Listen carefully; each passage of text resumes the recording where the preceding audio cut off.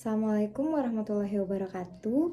Saya Titi Kusmayanti dengan NPM 21340446081 ingin membuat video untuk nilai ujian tengah semester mata kuliah Managerial Skill in Hospitality Industry. Pembahasan pada video kali ini yang pertama adalah pengertian manajemen skill. Selanjutnya ada jenis-jenis keterampilan menurut para ahli, pengertian dan pentingnya soft skill di dunia kerja, serta pengertian konsep diri dan juga komponen diri. Oke, kita langsung masuk ke pembahasan pertama, yaitu pengertian managerial skill atau manajemen skill. Manajemen skill ini adalah kemampuan individu atau seorang manajer dalam merencanakan, mengorganisasi, mengarahkan, dan mengendalikan sumber daya, baik itu manusia, keuangan, atau aset lainnya untuk mencapai tujuan organisasi atau proyek dengan efisien dan efektif. Dalam upaya mengimplementasikan kegiatan manajemen sesuai dengan fungsinya masing-masing, diperlukan beberapa keahlian manajemen atau managerial skill. Antara lain yaitu yang pertama ada keahlian teknis atau technical skill, selanjutnya ada keahlian berkomunikasi dan berinteraksi dengan masyarakat atau human relation skills, ada keahlian konseptual atau conceptual skill, selanjutnya ada keahlian dalam pengambilan keputusan atau decision making skill, dan yang terakhir adalah keahlian dalam mengelola waktu atau time management skill. Selain keahlian yang tadi saya sebutkan, terdapat beberapa keahlian yang diperlukan dalam manajemen atau pengelolaan bisnis. Jika dikaitkan dengan persaingan bisnis global, keahlian tersebut diantaranya adalah keahlian dalam manajemen global atau global management skill, dan keahlian dalam hal teknologi atau technological skill. Pembahasan selanjutnya yaitu mengenai jenis-jenis keterampilan menurut para ahli. Untuk yang pertama, menurut Yuki, menyatakan keterampilan dapat dikategorikan sebagai berikut. Yang pertama ada kemampuan teknis atau technical skill yang mencangkup menguasai pengetahuan tentang metode, prosedur, dan teknik untuk melakukan kegiatan khusus dan kemampuan untuk menggunakan alat-alat pada peralatan yang relevan bagi kegiatan tersebut. Selanjutnya, ada kemampuan untuk melakukan hubungan antar pribadi atau human skill yang meliputi kemampuan untuk memahami perilaku manusia atau proses pekerjaan, kemampuan untuk memahami isi hati, sikap, dan motif orang lain, mengapa mereka berkata dan perilaku, serta kemampuan untuk berkomunikasi secara jelas dan efektif. Yang ketiga ada kemampuan konseptual atau conceptual skill dalam hal kemampuan analisis, kemampuan berpikir sosial, ahli atau cakap dalam berbagai konsepsi dan mampu menganalisis berbagai kejadian, serta mampu mengantisipasi perintah. Menurut Robert Kars, menggolongkan keterampilan dasar manajer menjadi 3 kategori. Yang pertama ada technical skill, human skill atau intrapersonal skill, dan conceptual skill.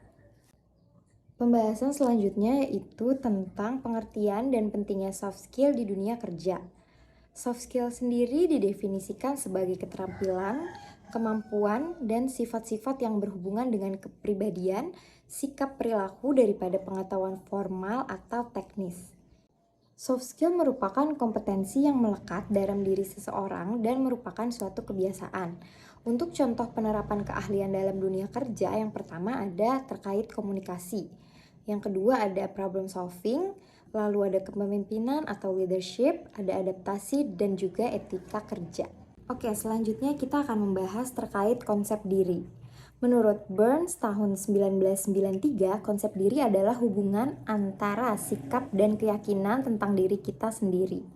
Selain itu, menurut Kellyat, konsep diri adalah cara individu memandang dirinya secara utuh, fisikal, emosional, intelektual, sosial, dan juga spiritual. Selanjutnya ada beberapa komponen dari konsep diri. Yang pertama adalah citra tubuh. Citra tubuh atau gambaran diri adalah sikap individu terhadap dirinya secara fisik, baik disadari maupun tidak disadari. Yang kedua ada ideal diri. Ideal diri merupakan persepsi individu tentang bagaimana ia seharusnya berperilaku berdasarkan standar pribadi dan terkait dengan cita-cita. Yang ketiga ada harga diri. Nah, harga diri merupakan persepsi individu terhadap hasil yang dicapai dengan menganalisis seberapa banyak kesesuaian tingkah laku dengan ideal dirinya. Terakhir, ada peran diri sebagai komponen konsep diri. Peran diri adalah serangkaian pola, sikap perilaku, nilai, dan tujuan yang diharapkan kelompok sosial terkait dengan fungsi seseorang di masyarakat. Secara umum, self-concept dapat dibedakan menjadi dua jenis. Yang pertama ada konsep diri positif dan juga konsep diri negatif.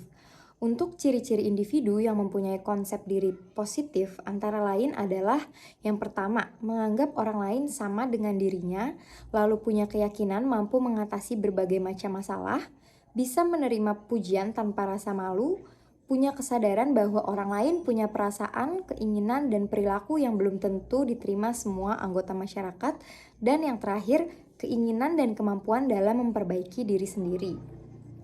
Selanjutnya ada ciri-ciri individu yang memiliki konsep diri negatif. Yang pertama adalah merasa pesimis setiap kali menghadapi persaingan, lalu sangat sensitif terhadap kritikan, responsif terhadap pujian, dan cenderung bersikap hiperkritis dan punya perasaan tidak disenangi oleh orang lain. Pembahasan yang terakhir yaitu mengenai faktor pengaruh konsep diri. Ada beberapa faktor yang mempengaruhi self-concept seorang selain pola asuh orang tua, diantaranya adalah kegagalan. Disadari atau tidak, kegagalan yang terjadi secara terus-menerus akan memberikan pertanyaan besar pada kemampuan diri sendiri yang berujung pada anggapan lemah atau tidak berguna. Selanjutnya ada depresi. Ketika seseorang dilanda depresi, ia akan cenderung memikirkan hal yang negatif. Dan yang terakhir ada oversharing. Bersikap oversharing sangatlah tidak baik karena bisa mengarah ke pikiran yang buruk, terlebih pada penilaian diri sendiri.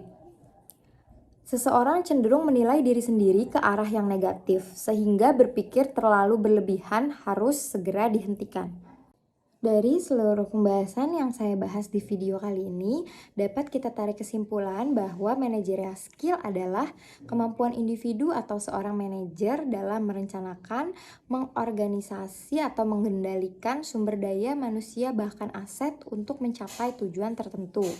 Dalam usaha untuk mencapai tujuan tersebut, managerial skill perlu dibantu oleh skill-skill untuk menunjang kebutuhan tersebut. Materi kedua ada materi terkait konsep diri yang saya bahas. Secara umum, konsep diri adalah cara pandang dan sikap seorang terhadap dirinya. Untuk menilai konsep diri ini, kita dapat memiliki ciri-ciri pada individu atau self-concept. Yang pertama ada konsep positif dan juga ada konsep negatif. Nah, faktor yang mempengaruhi self-concept ini ada banyak. Salah satunya adalah kegagalan, depresi, atau overthinking. Mungkin cukup sekian materi terkait managerial skill dan juga konsep diri yang bisa saya sampaikan pada video kali ini. Untuk menunjang tugas ujian tengah semester, saya tutup. Terima kasih atas waktunya dan pengertiannya. Assalamualaikum warahmatullahi wabarakatuh.